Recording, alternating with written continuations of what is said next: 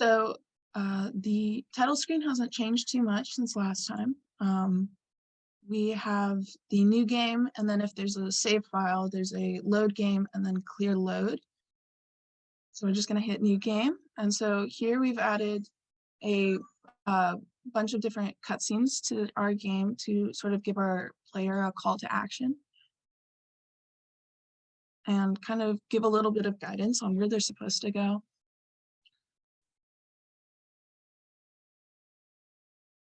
So hopefully it comes through on Zoom, but Rachel has done a great job of implementing different sounds. There's, I think, 2 or 3 different backing tracks. So there's the music, and then there's environmental sounds, and then there's also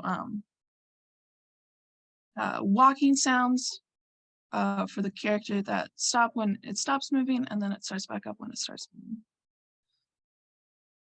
And so there are a couple little things kind of hidden in this map, but just for the sake of the demo, I'm just going to kind of run through it really quick.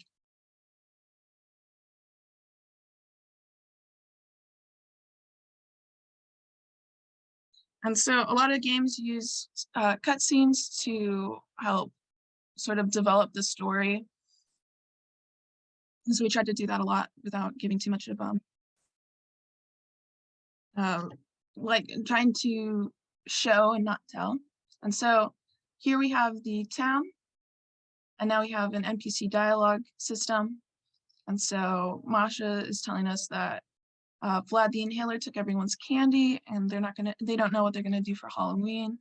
And so we have it so you can cancel out, and when you run back into them, the dialogue shows up again. And then we have another NPC Millipede telling us that we can just walk into any of the houses. And so one of the things that we kind of learned was we need a bit of guidance, because it's not completely obvious that running into the houses will do anything. But as you can see, when we run into a house, we get teleported to different locations. And we tried to make these puzzles kind of difficult, but also interesting, and then also giving the player a little bit of guidance. So Mud's telling us that something about the leaves. And so I'm just gonna go through, and something about these leaves. Oh my goodness. Getting teleported to a different section of the map. And the way we have it set up is so that these walls are in between each set of 3 houses, so you can't really move to them without, like you can't get into them without being teleported inside. And then here's our favorite NPC, Gator. It's telling us to please save Halloween.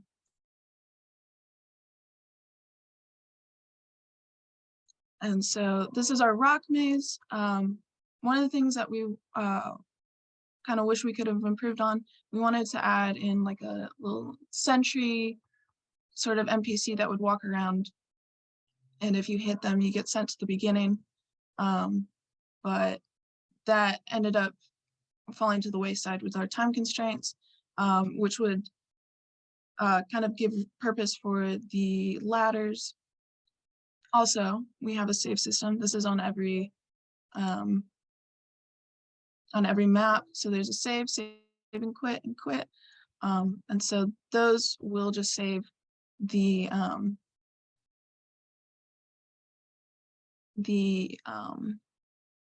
room we're in. And then when we are at the menu and we hit the load, it'll teleport us to the beginning of the level. So this map, we have a bunch of NPCs scattered throughout. Oh, I don't know what that was about. So we have a bunch of NPCs scattered throughout. And if you talk to any of them, then they'll give you either they'll tell you that this wasn't the right path or that it was, and then it'll teleport you back to the beginning if it wasn't. So this map has a lot of different spots that you can explore. Mia did a really great job with layering the different assets. And so the trees, some of the trees you can walk through, some of them you can't. We also have the NPC that works. And so Frankie's telling us that he'll open the way for us. And so we get to go to the next level.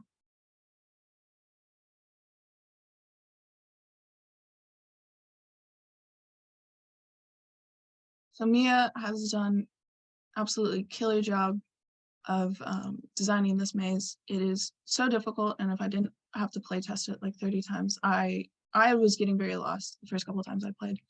And since this is a cave, we added a little darkening effect, sort of like a torch flickering out and back in to sort of make it more atmospheric and give an increased sense of difficulty.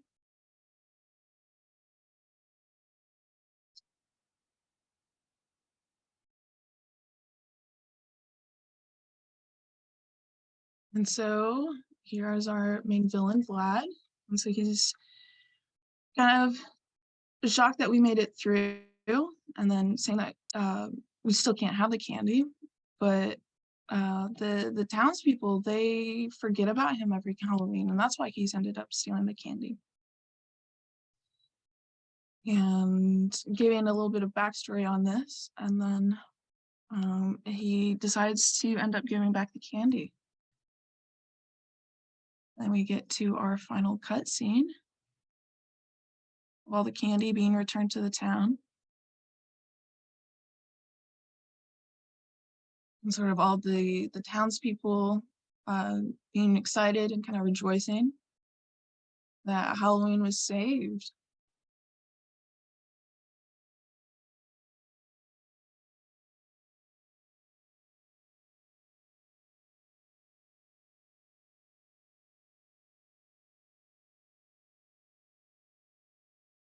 And so Vlad's in the town now, and everyone's really happy about this.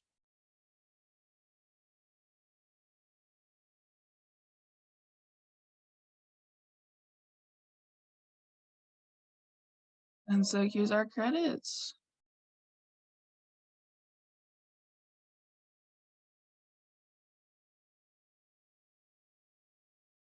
So all of these cutscenes, they're able to be skipped by hitting either the enter, the space, or left click. And then after you hit the credits, then it goes